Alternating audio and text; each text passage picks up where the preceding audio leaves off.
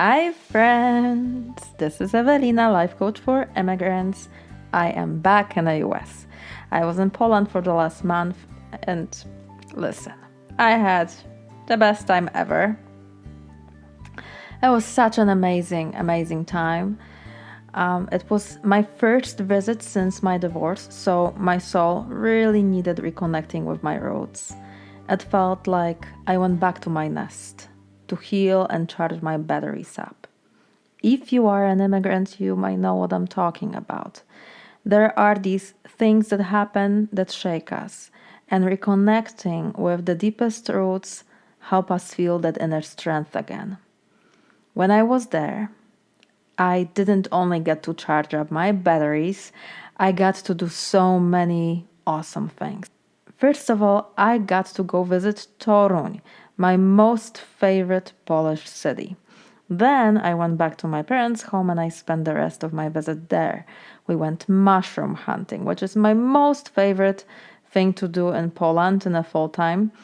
We have beautiful forests in the part of Poland where I am from. And ever since I was a little child, I was taught by my parents and my grandparents to love nature.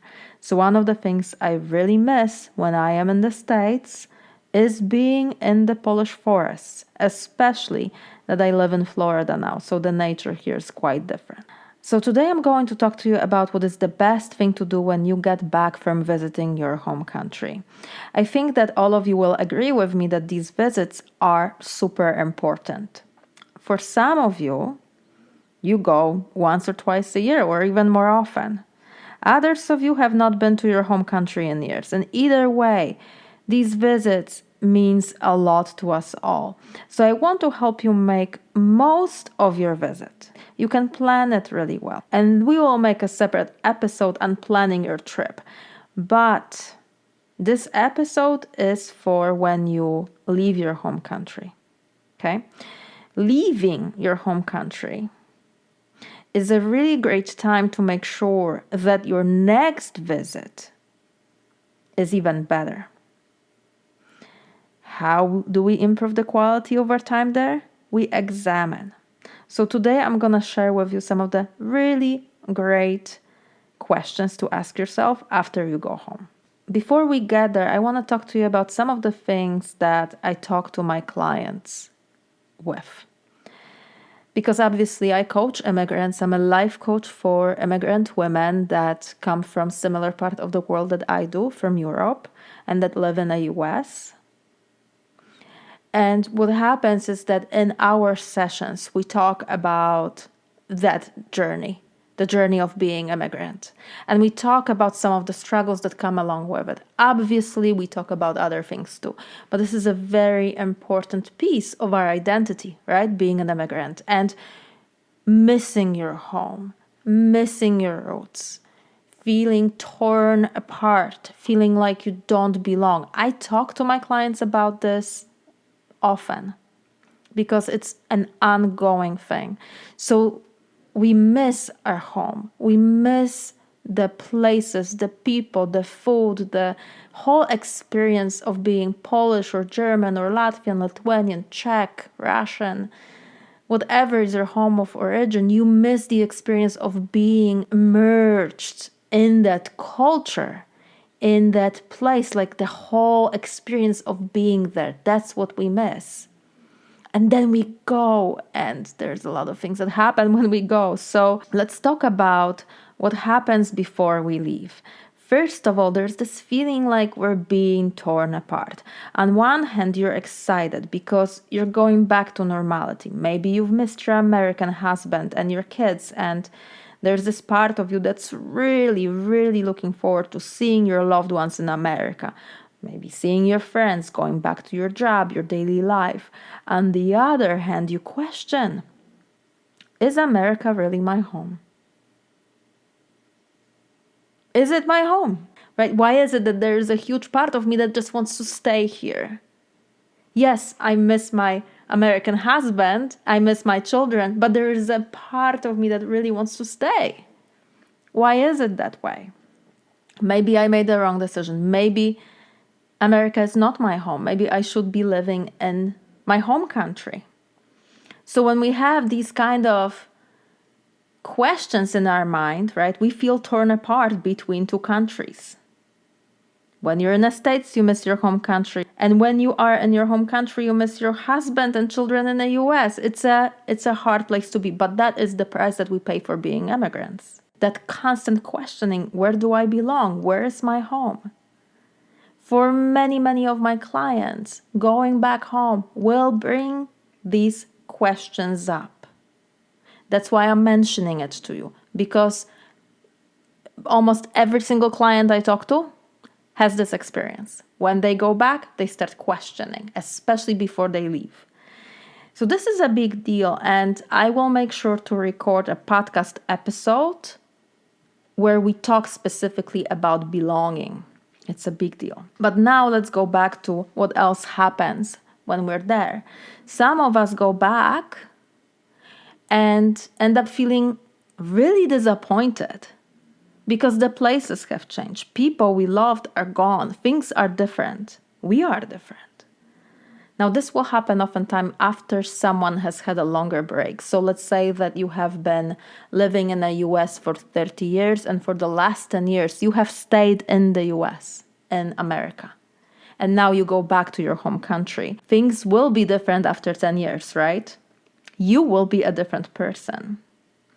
Now, for many of my clients, in that sort of situation, what happens is that deep inside, they want to feel feelings that they have experienced when they were younger. They want to feel that connection, the happiness, joy, the belonging, right? And they think that they will experience these feelings automatically because they will be there in those places with those people.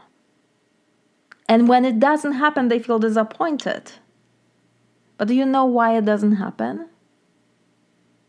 Because these feelings, this joy, connection, belonging, these positive feelings are created by our minds, not by people or places. Now, being in certain places or with certain people might stimulate these positive feelings, but at the end of the day, your thoughts create your feelings. I remember being in Torun and feeling so happy, elevated. I don't feel happy and elevated all the time in my days. It's not that I feel that sense of joy and happiness and elevation inside of me. So I really noticed that I'm feeling this way, this like happiness, yeah? And so I asked myself, why am I feeling this way? You know why I felt it? Because as I was walking down Old Market Square, I was thinking to myself, I can't believe I am here. This is so wonderful. I love it here. Oh my God, I can't believe I'm here. Those were the thoughts that were happening in my mind over and over and over. That's exactly what was elevating my spirit. These thoughts were creating that feeling of awe, joy, happiness. Someone else who was walking on the same street at the same time might have thought, gosh, so many people here, I hate it. That person would have felt angry, annoyed. Think about this. Same place, same time, different thought, and completely different experience. Why am I telling you this? Because I want to remind you that you have this power. You can decide how you want to feel, and you can create these positive feelings on purpose. Even when you're far away from your home country, you can feel happy and at peace. These feelings are created by your mind. And when you are there, you can feel any way you want to. All of that is up to you, my love. All of it is up to you. Also, let's go through some other things that might be happening when you go back home. Many of my clients will have this thing where they are on one hand super happy to go back, like crying at the airport after you land, happy. Crying when you see your parents and the rest of the family, happy. But then there is a part of them that knows that the visit will come to an end they will have to leave, and that makes them feel sad. There's this lurking sadness during the visit at all times. Like, this will end, I can't stay here, I'm gonna have to leave. So knowing that they will be leaving helps them appreciate things more, helps them want to connect to family members more because they know that they will not be able to see them. So it can be a positive thing, right? Like when you remember that something's gonna end, you appreciate the chance to be in the experience more. You're paying more attention, you're talking to people more intentionally. But what often also happens is this underlying pressure, right? This like thought, I should be doing more. An anxiety that does not go away. Because we feel that since we will have to leave and the time goes by super fast, we must enjoy it. And we must appreciate it as much as possible. And that inner anxiety is created by this thought, I should be doing more. And so without really thinking things through, we often feel obligated. We feel obligated to see all the loved ones, all the aunties and uncles and cousins, because they could be dead the next time you go back. This could be your last time seeing them because you or them could die. This is especially intense if you have an older grandma or grandpa or a relative that is sick. So this I should be doing more comes with another thought. I must enjoy it and appreciate it as much as possible.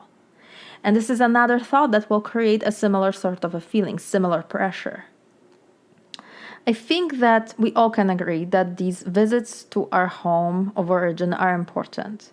That if you don't go for a while, you really, really feel it. Many of my clients feel like they live in two worlds. And when they go back, they go to their old world, and then they come back and they are in their new world. I believe that this is because so often we are shifting between countries and cultures and continents sometimes. We're shifting between languages. There are solid differences, not only in how people talk, but in how people think, how they react to different situations. People in your culture might get supercharged over something that an American would totally ignore, and vice versa. You might also feel that you become different when you go back there, right? Well, first of all, you speak your own language. I remember reading somewhere that this is a common phenomenon where when you speak a different language, your personality shifts slightly. You might be like me, visiting your parents. When I am there, I interact with my parents that I am a child to, right? So I am with them in my child archetype, meaning I will always be their daughter. I might be 43 years old woman, but to my mom and to my dad, I will always be their Evelinka. I will always be their daughter. So they interact with me in a specific way, and I interact with them in a very specific way as well, right? I am not a businesswoman when I'm talking to my dad. Trust me, that's not what's happening.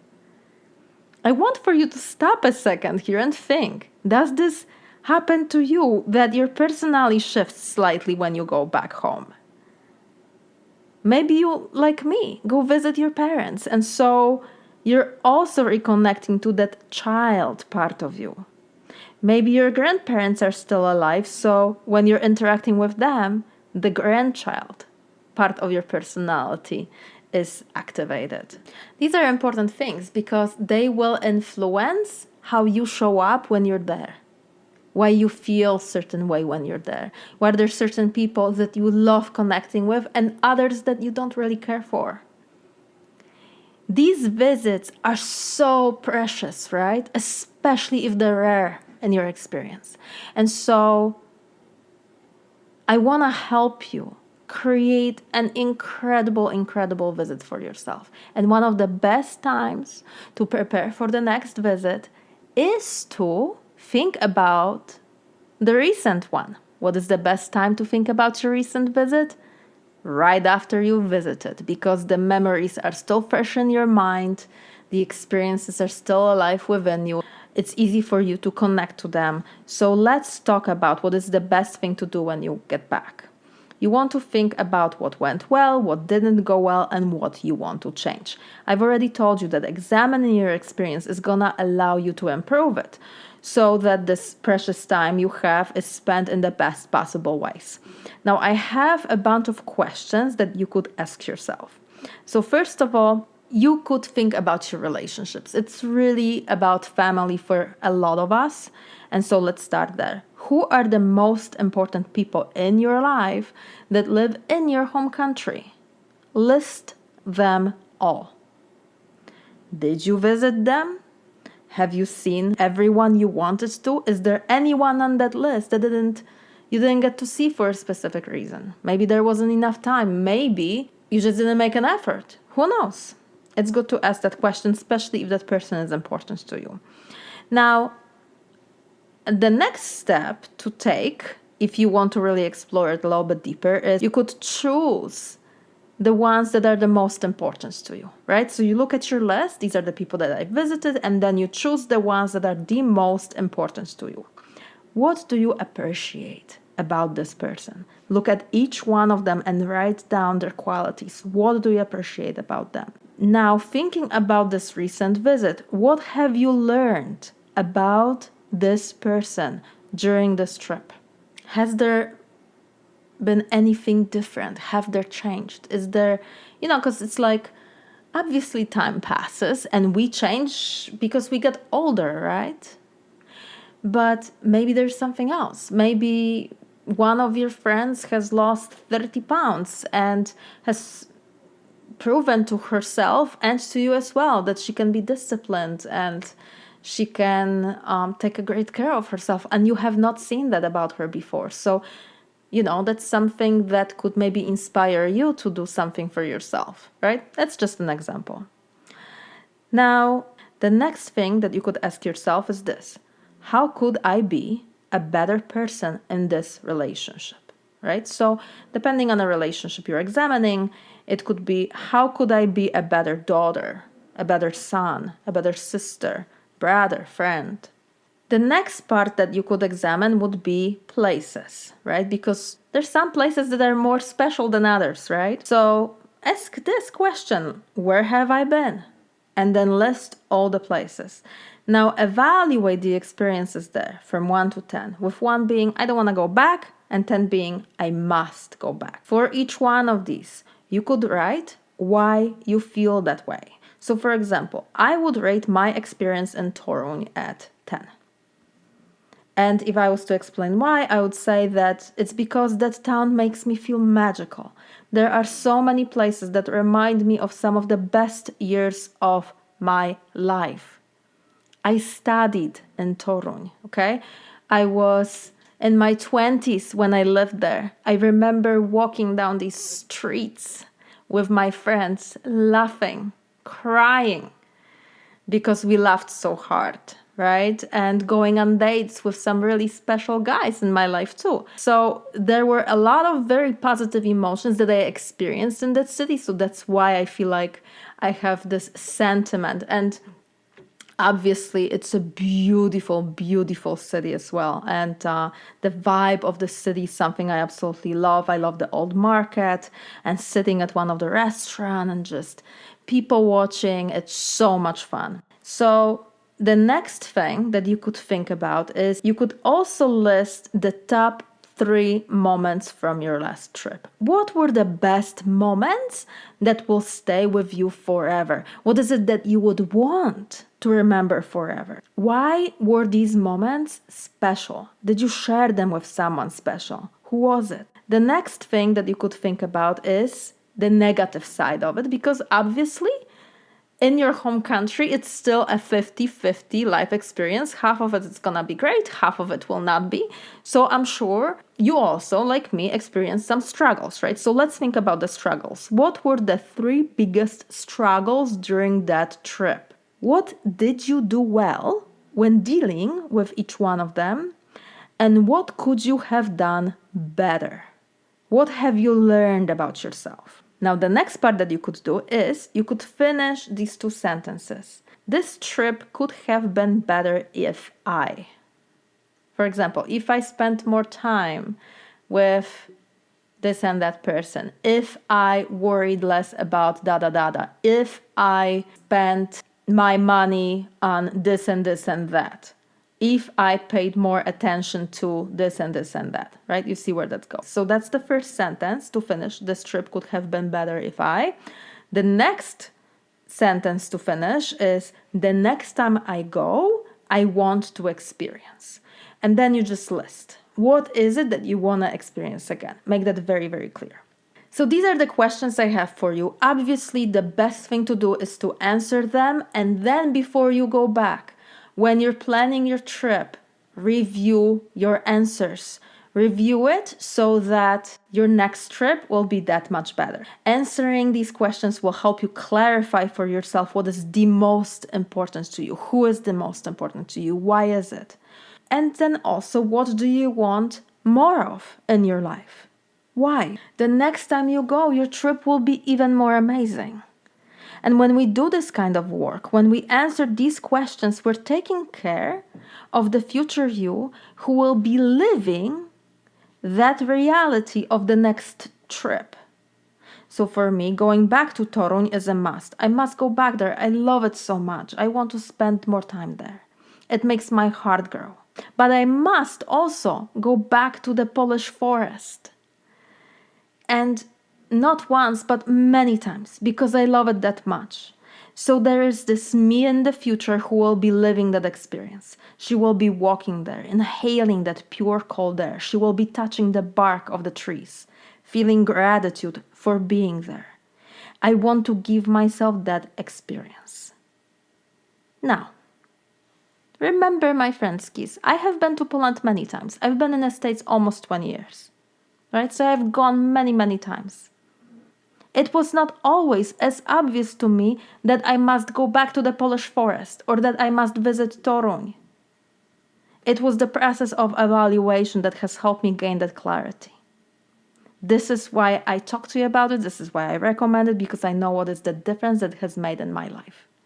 Each one of my trips going back is super special because I keep on evaluating and making that experience better for myself. And you can do that too. And also remember that you change. Your relationships change. Your priorities change. Your values in your life change. Your needs change. So when you're paying attention to yourself, when you're actually answering some of these questions I've given you, when you give yourself a chance to get to know yourself better, you can give yourself better life. And at the end of the day, you deserve it. You deserve it. All right, my friends, this is it for today. I highly recommend that you do this evaluation, that you ask yourself these questions. They're deep, they're good, but once you give yourself a chance to really get to know yourself, once you give yourself a chance to really examine your experience of your last trip, you're taking care of the future you who will be living the experience of the next trip. And that's such a beautiful gift to the future you. Before we end today, I want to remind you about a few things. If you are new to this podcast, please make sure to follow this show so you get notified about all the new episodes coming out. If you enjoyed it, please leave me a review. It will help me reach more of us immigrants that need mental and emotional support on this often difficult journey. I also want to make sure that you know about the free course I made for you. It's about how to feel good hanging out with Americans when you're the only immigrant in the group. So this course is for those of you who live in the US but you feel really stressed when you go to any type of gathering where Americans are present. And you have to talk to them, right? On one hand, you want to start building connections and start feeling like you belong. You want to just be yourself, like you were able to be yourself with your friends in your home country. But it's hard to feel that ease because you worry about saying something wrong, you worry that you will be judged for your accent, and that you will feel less than everybody else. And unfortunately, you remember all the awkward moments that have already happened in the past when you were in a social situation, when you said something wrong and you didn't know what to say, and the silence was so awkward. So you feel really stressed before you even go. And then you get there and it's just not good. You're not enjoying yourself at all. Friends, I know this. I know it so well because that's what it was like for me. And for a very long time, I felt this way. And in this course, I share with you my secret sauce because today I feel very comfortable hanging out with Americans and with others.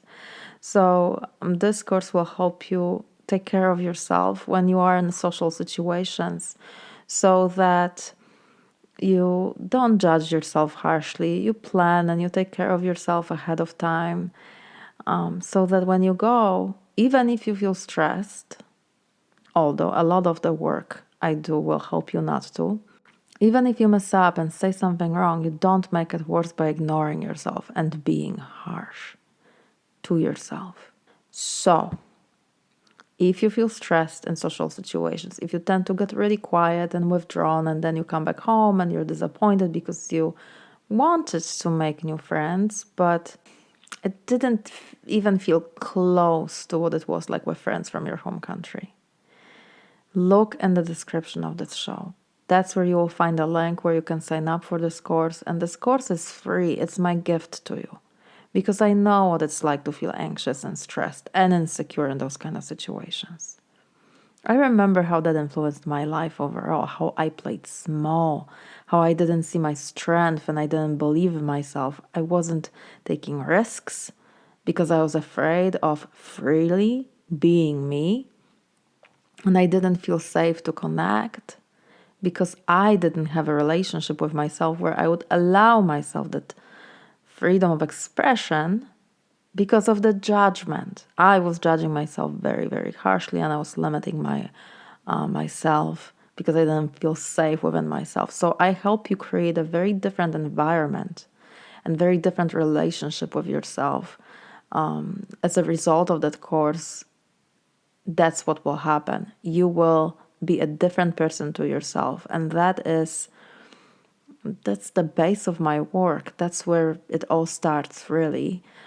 So this course is a good introduction to what it's like to be working with a coach, although obviously you wouldn't be working with me one-on-one when you're taking a course that's pre-recorded, but it will give you a little bit of like this glimpse into coaching overall. In that course, I also tell you my immigrant story. I tell you what it's been like for me, so you get a chance to get to know me a little bit better. So look for that link in the description of the show. And if you don't have that issue, if that's totally not for you, you feel very comfortable around Americans, you feel comfortable around all different kinds of people, that's wonderful because that is a very good space to be. But if you found this episode helpful and this podcast helpful, I want to invite you to follow me on social media. I'm on Instagram and Facebook. You can just look me up, look up Life Coach for Immigrants, and you will find me. All right, my friends, that's it for today. Have an amazing, amazing day. I hope you appreciate your strength. I hope you appreciate how far you have come. I will talk to you next time.